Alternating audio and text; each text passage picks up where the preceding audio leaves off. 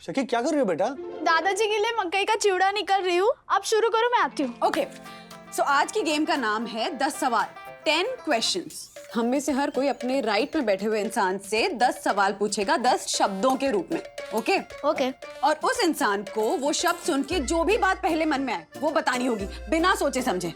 चलो स्टार्ट करते हैं। Atharva, you start. According to the rule मैं तुम्हारे राइट में हूं, तो 10 सवाल मुझे पूछो। ओके। Report card. मम्मी का बेलन। हाँ? मम्मी का बेलन क्यों? बचपन में एक बार मेरे रिपोर्ट कार्ड पर ना मैंने पापा की झूठी साइन की थी। मम्मी को ऑब्वियसली पता चल गया। मम्मी ने बेलन से मुझे जो पेलन तो जब भी रिपोर्ट कार्ड में सुनता हूं ना तो मुझे मम्मी दिखाई देती है ऐसे बेलन पकड़े हुए। Okay, next question. First love. सखी, बी केयरफुल। पहला प्यार सखी दीदी और मैं। हाँ? दादी, मैं आपको बोल रहा हूँ कि डैडी ने मुझे पेड़ के नीचे से ही उठाया होगा। अरे नहीं अथर्व, राजू तेरी दीदी सखी के बारे में नहीं बोल रहा है। उसकी ना बचपन की सहेली थी मधुरा। हाँ? वो ना उसे प्यार से सखी करके बुलाता था। ओह, लेकिन राधिका, अथर्व ने जब पूछा पहला प्यार तो राजू ने उसके जवाब में उस सखी का नाम क्यों लिया? अरे हाँ हाँ, याद आया जोशी ना, मधुरा जोशी। हाँ, I think you are right. You think I am absolutely right. अरे राजू का पहला प्यार था वो। ओह, क्या पहला प्यार कर रही हो मम्मी? मैं मधुरा, मतलब वो मेरी अच्छी दोस्त थी। हम स्कूल में ना फर्स्ट स्टैंडर्ड से लेके 10th स्टैंडर्ड तक हम साथ पढ़ते थे। That's it. हाँ, चलो। अच्छा, तभी तू तेरे चर्चगेट के केसी कॉलेज से उसके माटुंगा के खालसा कॉलेज तक चक्कर लगाता था, है ना? राजू ने उसके केसी कॉलेज में एडमिशन के लिए कितनी मेहनत की, पर उसका हुआ ही नहीं एडमिशन। अरे आप लोग क्या मेरी कॉलेज लाइफ डिस्कस करने लग गए यहाँ पर? A next question. अथर्व, तुम क्या रुक गए? She was beautiful ना? अरे हाँ, क्या? कौन? वो मधुरा। मम्मी के सामने। I mean, मम्मी मधुरा। कोई कंपैरिजन ही नहीं, कुछ नहीं था हमारे बीच। They're just pulling my leg. लेकिन मम्मा ने तो कुछ पूछा ही नहीं डैड। एग्जैक्टली, ऐसा कुछ था ही नहीं तुम्हारे बीच, तो तुमने कभी बताया क्यों नहीं मुझे उसके बारे में? कुछ था ही नहीं। राजू, तूने इसे बताया नहीं? अरे मुझे बता देते ना कि नहीं बताया है। I'm feeling so relaxed. You know what, Daddy? मुझे भी अपनी क्लास की ट्विंकल बहुत पसंद है। कौन ट्विंकल? तूने कभी बताया नहीं? Exactly. जैसे डैडी ने अपने फर्स्ट क्रश के बारे में मम्मी को नहीं बताया, उस तरह मैंने भी नहीं बताया। Now I'm sure कि डैडी ने मुझे पेट के नीचे से नहीं उठाया। एक मिनट, क्या फर्स्ट क्रश को लेकर तुम लोग बात कर रहे हो यहाँ पर? और कौन ट्विंकल? क्या उम्र क्या तुम्हारी? देखो ये इस उम्र में तुझ पे ही गया राजू। हाँ? वंदना, पता है राजू ना इसी की उम्र का था जो ना मधुरा के लिए रोज डब्बा भर के पूरन पूरी बना के लेके जाता था मुझसे। ये भी नहीं बताया तूने? मम्मी प्लीज, वो सिर्फ मेरी एक अच्छी दोस्त थी। हम एक ही क्लास पे पढ़ते थे, फर्स्ट स्टैंडर्ड से लेके 10th स्टैंडर्ड तक। बाद में वो एक अलग कॉलेज में गई, मैं एक अलग कॉलेज में गया। बाद में वो मुंबई छोड़कर दिल्ली चली गई। आज इतने सालों बाद मैंने उसका नाम सुना है। हाँ, फिर भी तुझे पसंद थी ना। Can we just stop this topic please?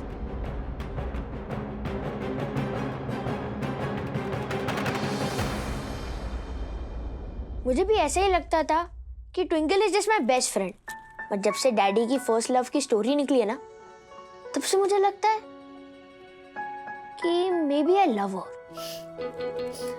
तेरी एज में ना मुझे से बहुत लव हुए। Don't be so serious.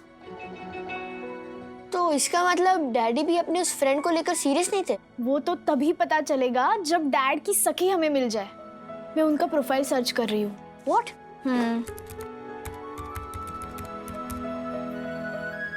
अरे ये तो डैडी की स्कूल टाइम की फोटो है। हाँ, और वो ये खड़ी है ना, ये डैड की सखी है, मधुरा जोशी। अरे तुम कहाँ से कहाँ जा रही हो? मैं तो मजाक में मम्मी की कंप्लेन करता था, but I am happy with her. और तुम तो उनकी फेवरेट हो ना, तुम्हें क्या प्रॉब्लम है? मिल गई, फाइनली डैड की सखी मिल गई, जो अब है मधुरा जोशी कपूर। ओह, अरे वो जैसी भी होगी, वो मम्मी की टक्कर की नहीं होगी। डैडी को मम्मी जैसी वाइफ मिल ही नहीं सकती। She is hot, I mean she is beautiful.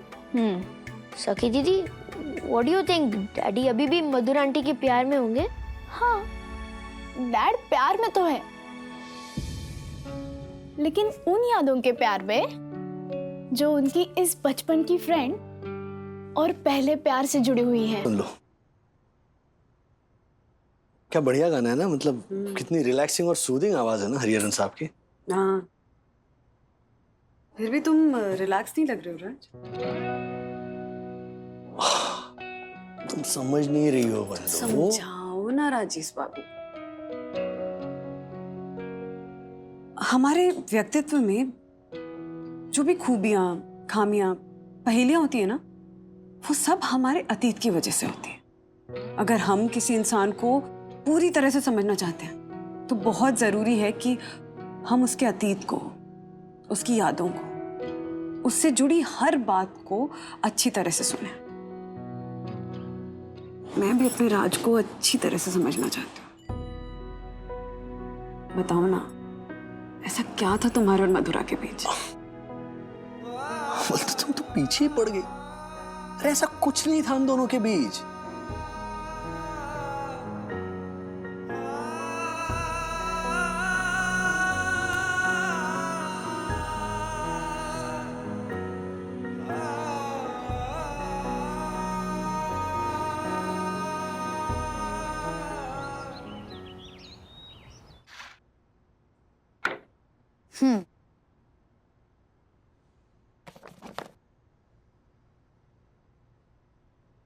Impossible हो तुम। इम्पॉसिबल की स्पेलिंग में आई और एम के बीच में ये ए क्या कर रहा है?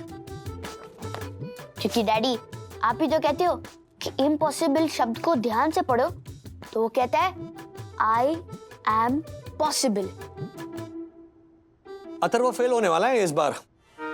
ऐसा मत कहो डैडी, अगर मैं फेल हो गया ना, तो ट्विंकल मुझसे एक क्लास आगे चली जाएगी।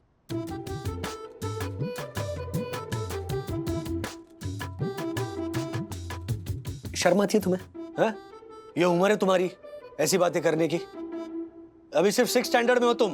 डैडी, क्रश स्टैंडर्ड देखकर नहीं होता है। अथर्व, बहुत बोलने लगे हो तुम। कमाल है, मैं बोलूं तो मम्मी को प्रॉब्लम है, और अगर डैडी नहीं बोले तो भी मम्मी को प्रॉब्लम है। मैंने ऐसा क्या नहीं बोला है जिससे मम्मी को प्रॉब्लम है? आपके और मधुरा आंटी के बारे में। अब लिमिट के बाहर जा रहे हो तुम अथर्व। आज के बाद इस घर में मधुरा का नाम कोई नहीं लेगा। सुन लो सब ध्यान से। वही ये देखो, नया कांदा लहसुन मसाला है। मेरे घर के बाजू में जो औरत रहती है ना, उसने नया घरेलू बिजनेस शुरू किया है इसका। मैं ट्रायल के लिए लेके आई हूँ, आप भी ट्राई करो। एकदम मस्त ब्रांड बनाया वही, एम फॉर मधुरा मसाले।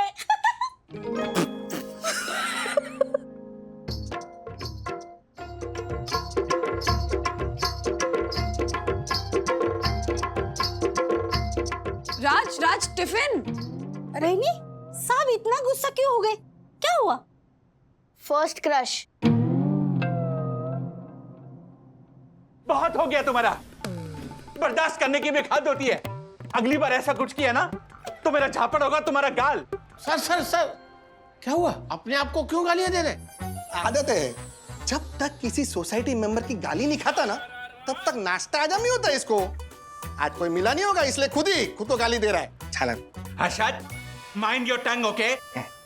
ये सब मैं अपने आप को नहीं, बल्कि ये सारी गालियां मुझे राजेश वागले ने दी, वो भी अभी पार्किंग लॉट में। और ये सब मैं इसलिए रिपीट कर रहा हूं ताकि ये सब मुझे याद रहे और संडे को सोसाइटी मीटिंग बुलाकर मैं उसके खिलाफ डिसिप्लिनरी एक्शन ले सकूं। सोसाइटी के ऑनरेबल सेक्रेटरी को ऐसे गाली देना सही दर्शन हाइट सोसाइटी के रूल्स के खिलाफ है। ए ऑनरेबल सेक्रेटरी, तूने ही गाली खाने वाला कुछ काम किया होगा। हर्षद, जिस तरह तू मसाला चबाता है ना, मैं ये रूल बुक चबाता हूँ, सारे रूल्स पचा के बैठा हूँ, और इसमें कहीं नहीं लिखा कि पार्किंग लॉट में गाना गुनगुनाना रूल्स के खिलाफ है। तो मतलब तू ये कह रहा है कि तूने सिर्फ गाना गाया और राजेश भाई ने थारे को गाली दे दी? सिर्फ गाली दी? मेरा गिरेबान पकड़ लिया और मुझे बोला, जोशीपुरा मुझे देख के ये गाना क्यों गुनगुना रहे हो? तो मैंने भी बोल दिया, राजेश भाई जिस तरह का आपका मुंह है ना, आप पे गाना नहीं ताना बनता है।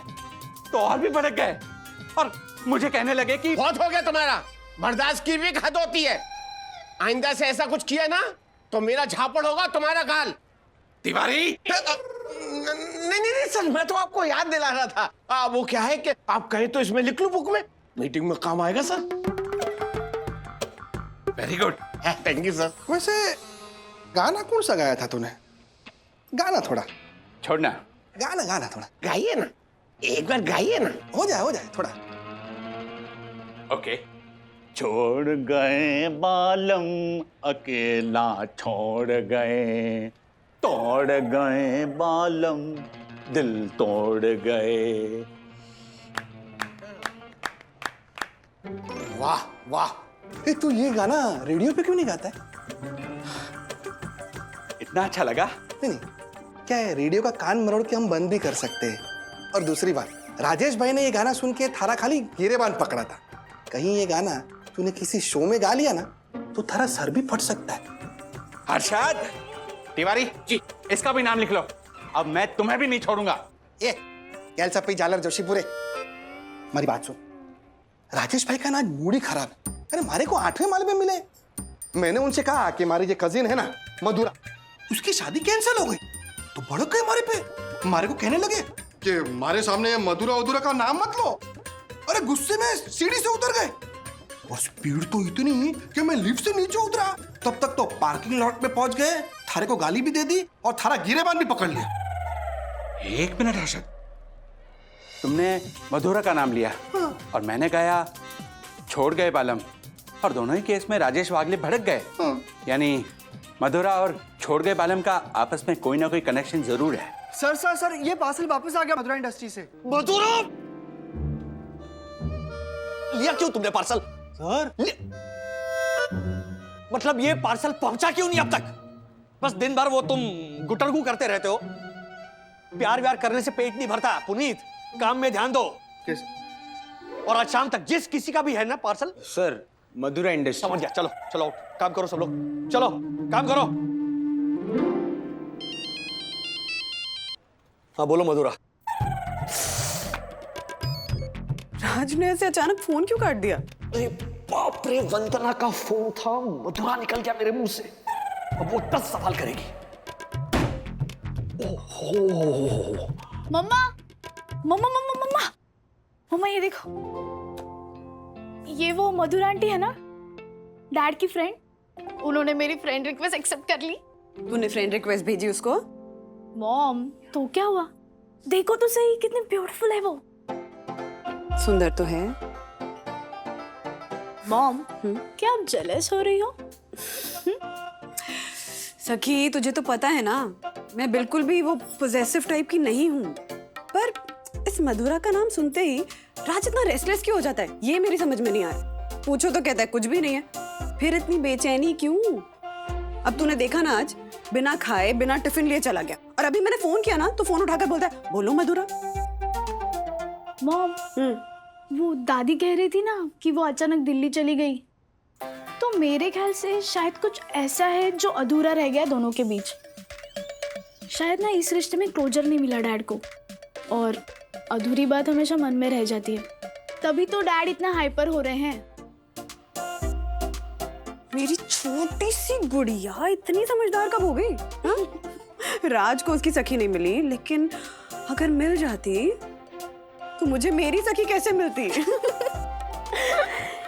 लेकिन मॉम, डैड को उनकी इस सखी से मिलाना होगा। मतलब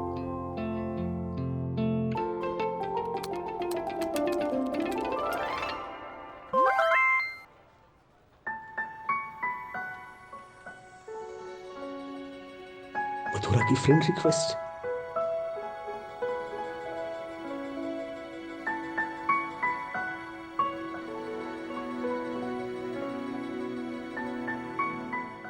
अनफ्रेंड कर दिया। Sorry sorry. अरे हंसू नहीं तो क्या करूं सिद्धेश। देख, मैंने तुझे पहले भी कहा था, वो सिर्फ तुझे एक अच्छा दोस्त मानती है, पर तुम होगी कर दिया ना प्रपोज। अब भुगता क्या? ठीक है, मैं बात करती हूँ मोना से। हाँ, एक मिनट में तुम्हें बाद में कॉल करती हूँ। Bye bye.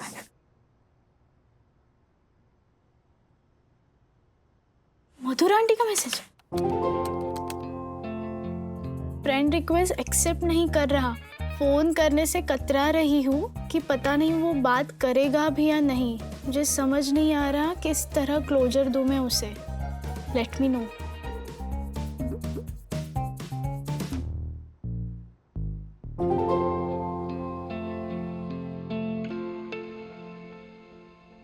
हेलो मधुरा आंटी। हाँ, मैंने पढ़ लिया आपका मैसेज। आई नो, मम्मा भी चाह रही है कि एक बार डैड से खुल के बात हो पाए, लेकिन डैड है कि ये टॉपिक को टाल ही रहे हैं। ऑफिस से भी काम के बहाने से देर से आते हैं ताकि हम सब सो पाए और उनसे आपके बारे में कोई बात ही ना कर सके। अब इस सिचुएशन में ना आंटी, मुझे एक ही रास्ता दिख रहा है। आप जो डैड से कहना चाहती है ना, वो लिख दीजिए एक प्यारे से लेटर में और भेज दीजिए। जी हाँ, मैं आपको एड्रेस भेजती हूँ। और आंटी, आपको कुछ और चीज़ें भी भेजनी है। हाँ सुनिए,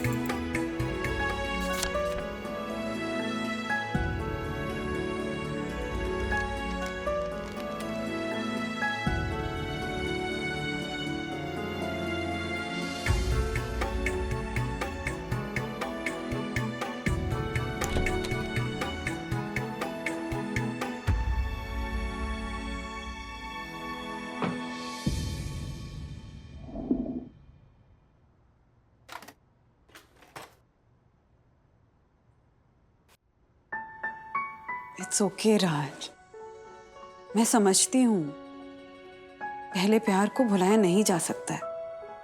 हम भूल ही नहीं सकते हैं पहले प्यार को, हमेशा दिल में बसा कर रखते हैं। So don't deny it, accept it. और इतनी टेंशन मत लो। तुम पढ़ो। अरे तुम्हारे लिए। मैं पढ़ नहीं सकता, पढ़ो। Are you sure? Yeah. Okay.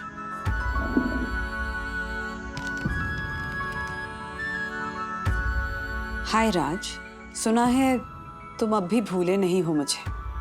खैर, मैं तो कब की भूल चुकी थी, लेकिन कुछ अधूरी यादें थी जो याद दिलाती थी मुझे। था एक ऐसा दोस्त जिसके साथ कभी हंसती, जिसके सिरहाने सर रख के रोती भी थी। पूरा हक है उसको मुझसे नाराज होने का, क्योंकि अचानक ही जीवन में कुछ ऐसे बदलाव आए कि शहर छूट गया, वो दोस्त छूट गया। कहते हैं ना कि वो अफसाना जिसे मंजिल तक पहुंचाना हो मुश्किल, उसे एक खूबसूरत मोड़ देकर छोड़ देना अच्छा।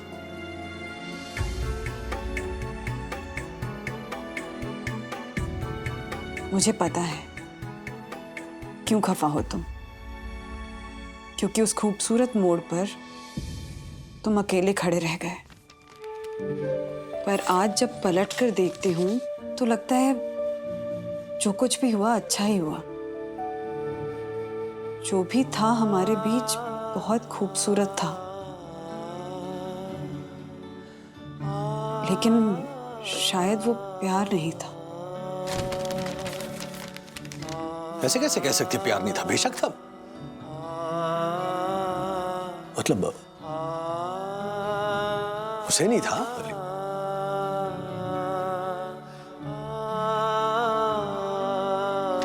ये उसे एड्रेस कैसे मिला? वो सखी ने, उसने एक्सेप्ट कर ली। दोनों बातें भी करती हैं। तुम जानते हो उसने अपने बेटे का नाम क्या रखा है?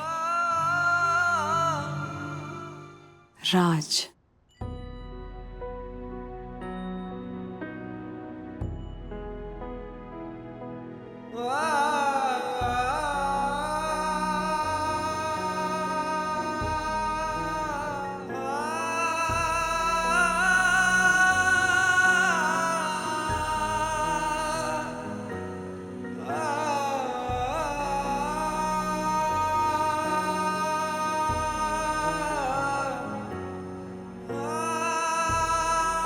राजेश के दिल के नाजुक तार छिड़ते छिड़ते रह गए। अनकहे कुछ सवाल बिना जवाबों के बुझ गए।